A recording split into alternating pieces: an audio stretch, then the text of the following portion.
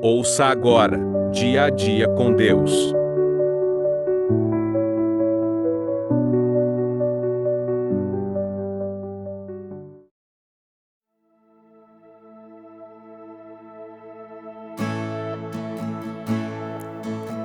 Fogueira nunca mais. Assim também a fé, por si só, se não for acompanhada de obras, está morta. Tiago, capítulo 2, versículo 17. Deus deu a William Carey uma capacidade impressionante para a linguagem. Ele aprendia idiomas com grande facilidade. Você acha que foi isso que fez dele o pai das missões modernas, como é chamado hoje em dia? Não, claro, tudo isso contribuiu e facilitou o seu trabalho no campo missionário.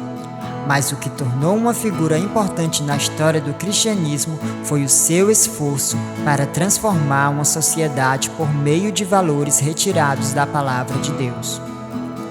Em inglês, Carey se converteu aos 18 anos e logo começou a se preparar para pregar. Sua disciplina no estudo fez com que rapidamente dominasse o latim, grego, hebraico, italiano, francês e holandês. Começou a entender que o mundo era bem maior que as Ilhas Britânicas e viu a necessidade de manifestar ao mundo a presença do Salvador. Pendurou no seu local de trabalho o mapa do mundo, com todas as informações que julgava relevantes sobre alguns países, fauna, flora, população, entre outras. Enquanto trabalhava, orava e sonhava em influenciar as nações de alguma forma. Quando tocava no assunto com sua pequena congregação, ele era fortemente repreendido, mas nunca desistiu. Assim, somando esforços com os outros 12 pastores batista, ele fundou a Sociedade Missionária Batista. Carey se ofereceu para ser o primeiro missionário. Seu destino, a Índia.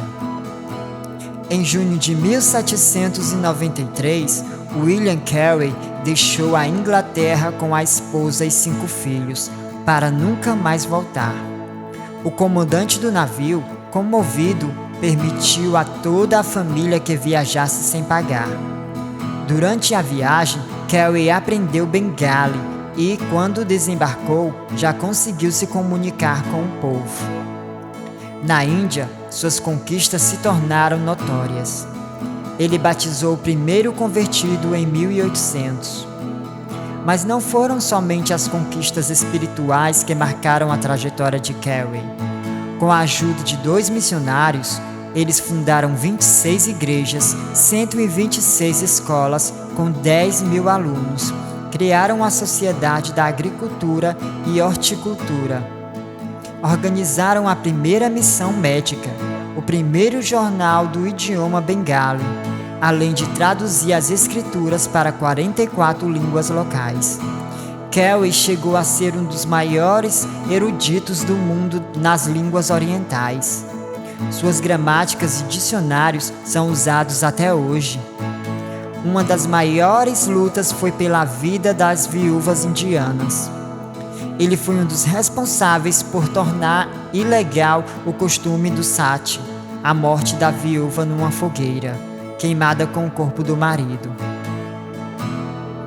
Carey percorreu a Índia levantando informações sobre a prática, que se tornava pior porque a poligamia era frequentemente em certas regiões. Numa ocasião, ele descreveu o caso de 33 mulheres queimadas vivas no funeral de um homem.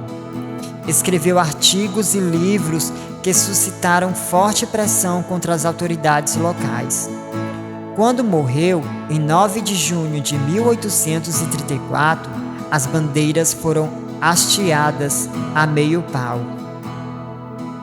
A história de Carey mostra algo comum nos avivamentos espirituais através da história: a influência na vida da sociedade.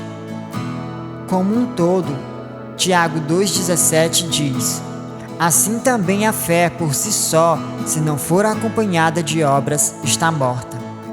Com isso, a Bíblia não quer dizer que a salvação vem pelas obras, mas que ações transformadoras na sociedade devem sempre acompanhar uma fé verdadeira. Ela deve compelir o cristão a lutar contra a inversão de valores na sociedade e permitir que a sua posição em defesa da vida seja evidente. Um avivamento deve provocar a transformação, o embate pelos valores bíblicos e a defesa da família, entre outras reações. Caso contrário, não é um avivamento de verdade. Deus não resgatou para que você compactue com a injustiça. E Ele quer que você demonstre isso e comprometa a trabalhar para a transformação dos valores da sociedade. De que lado você está?